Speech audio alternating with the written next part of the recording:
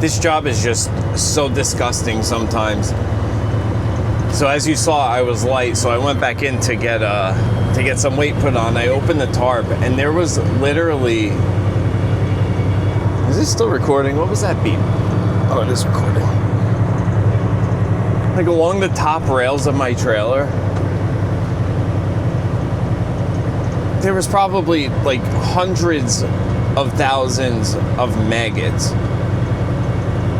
Just all along the tops of both rails. I was gonna record it, but I couldn't bring myself to do it. It was just so disgusting. Oh, you motherfucker. So if they are leaking, there's a chance my differentials are fucked up, and that's where the whining noise is coming from. And at least I would know what the problem is.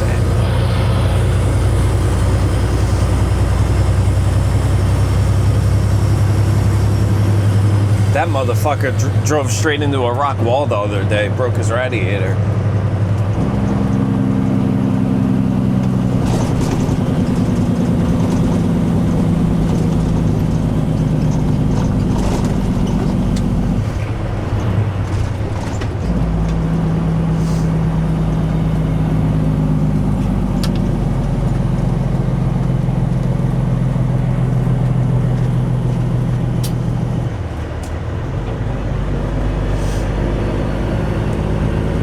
And in other news, what I saw yesterday was Life Behind the Wheel is coming back. He's gonna make videos again. That is fucking awesome. That guy is awesome. I love his videos.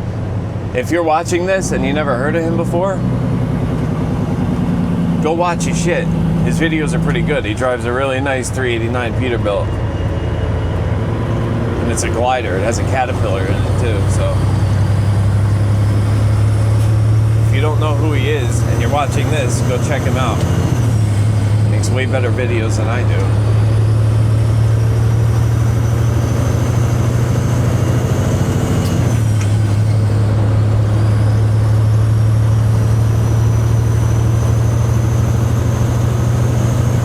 All right, we're off. We'll see you guys in a little bit.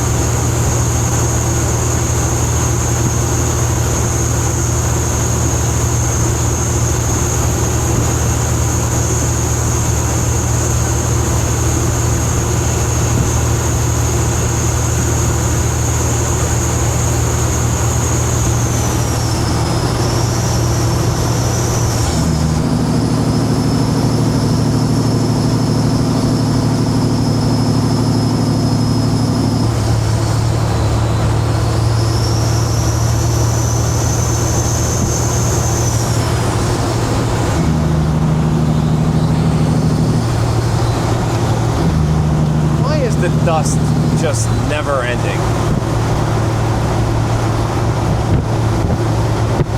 I swear, I could just sit in this truck all day and just forever clean the dust up.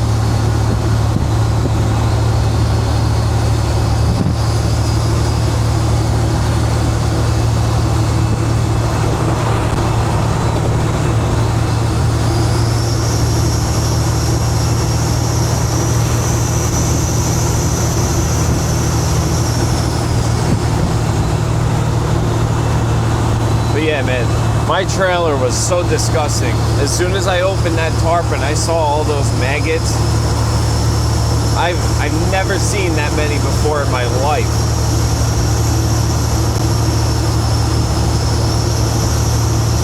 I've been doing this for a long time. I've never seen that many. And it's so disgusting.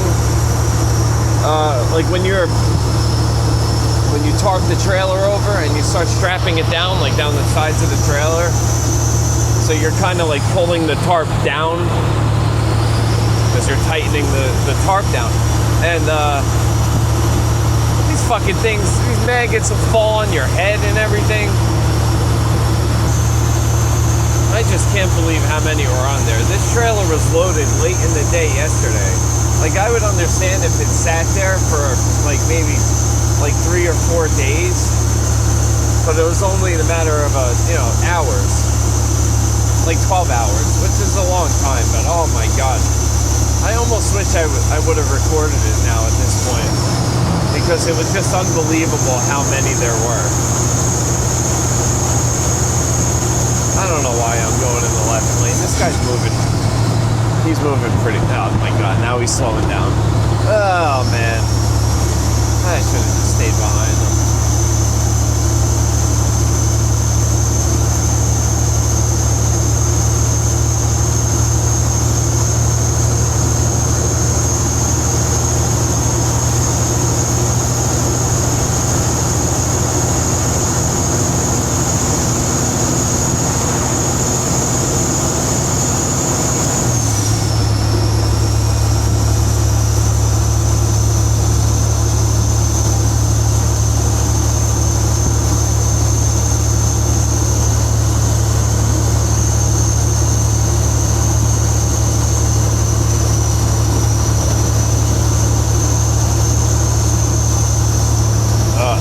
Guy's in the same boat. They let off and let him go around me.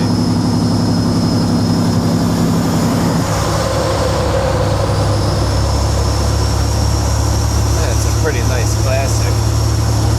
Nice flatbed. That's a pretty nice setup.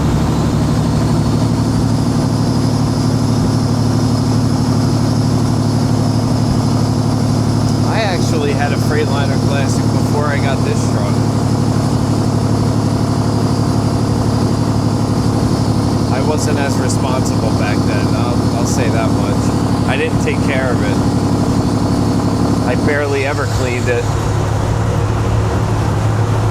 Because at that time, my point was, oh, I go in the fucking landfill. It gets muddy every day. What's the sense? Somewhere along the line, that changed. I keep this thing as clean as I can, at least.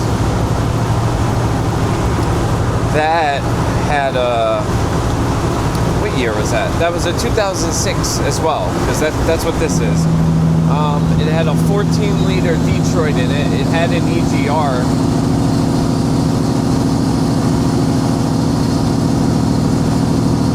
And the EGR kept getting stuck. It kept getting stuck closed.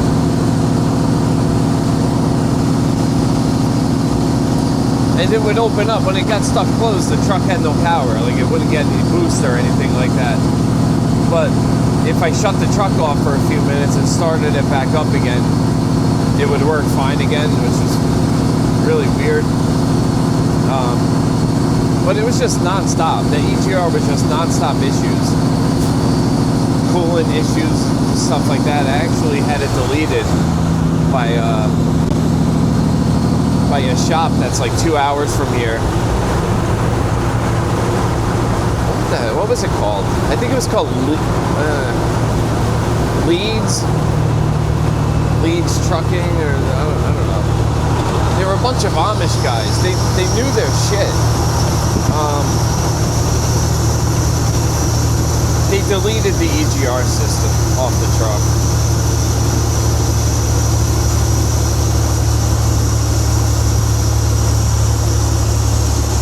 And they bumped up the power a little bit. They put a little tune on the ECM. That truck came, I think stock, they were 515 horsepower. I think the torque was only like 1650. And and I had to bump it up to 565, 1850 torque. So the truck ran pretty good. And then I started having some other issues, a head gasket, cracked head. Brought it back down to them and had it rebuilt. And then like 6 months later, the head cracked again. The first time it was my fault. The fan clutch broke and I didn't know. And I started pulling a hill and I overheated the fucking thing. And I pulled over and I realized the fan wasn't working. It was working, like it would spin slow, like only as if it was like idling, like no matter how fast you were going. You know how you'll raise the RPM and the fan will start spinning really, really fast, like as the RPMs get higher. It wasn't doing that. It was just staying at one speed. But it ended up being the fan clutch, but it was too late. Pulling that hill cracked the head. I overheated the shit out of that fucking thing.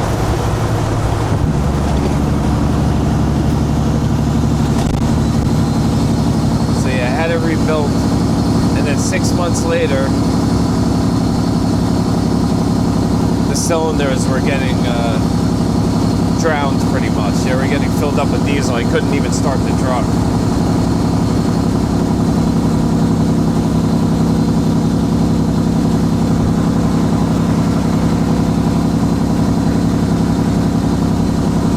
At that point just gave up on it. I don't remember what I did to get it started, but I did get it running again, and sold it to a junkyard down here, Boots and Hanks. They bought the truck. And I'm guessing they fixed it. They said they were gonna part the truck out, like take the wheels off, the tires, just part everything out. And I don't think that's what they ended up doing, because I had multiple people tell me they saw that truck driving around, like working, pulling a drive in.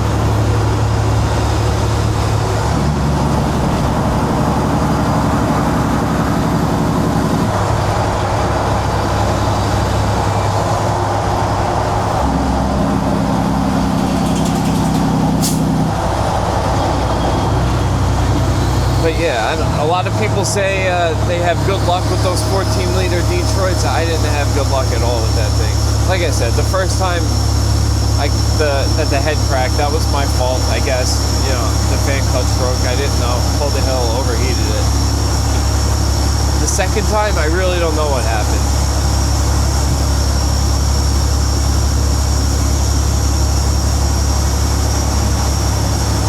But when it was running good, it ran good. It ran really good, especially with that tune on it.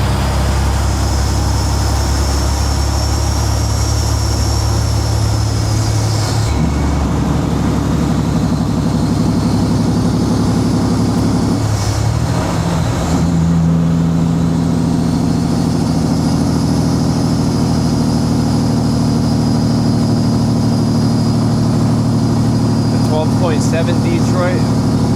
My brother has one in a spare truck that he has. It's a white Freightliner FLD, 12.7 Detroit. It's got a 10-speed in it. It has, I don't know, it has over 1 million miles on it, and it's never been rebuilt. And the thing runs fucking great. Like it doesn't have much power. 435 horsepower. I'm sure it's a little tired on top of it because it has all those miles. But dude, that thing runs smooth. It runs really smooth. It has a lot of blow-by.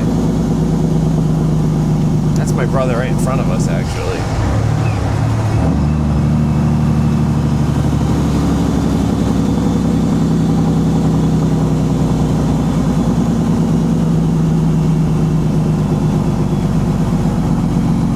Every once in a while, like if this truck has to go in the shop for like an extended period, I'll drive that little FLD. I hate fucking driving it, but I can't deny it's a great running truck.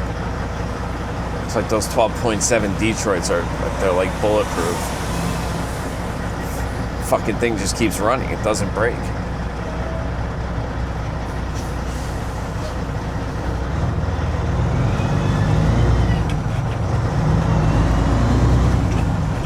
definitely a good engine to have. That's why so many of those glider trucks have those 12.7 Detroits in them. And they're cheaper to repair and rebuild.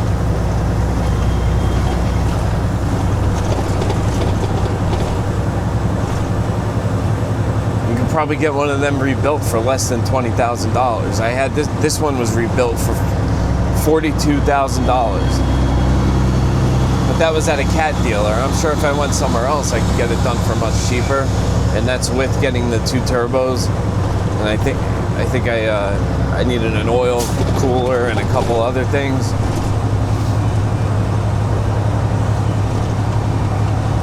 But for the rebuild, the Platinum rebuild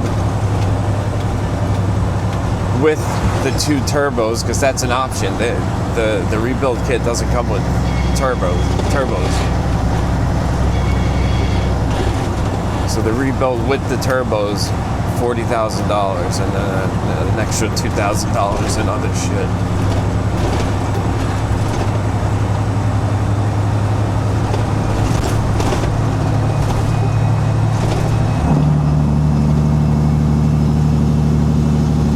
Man, this road is so bad.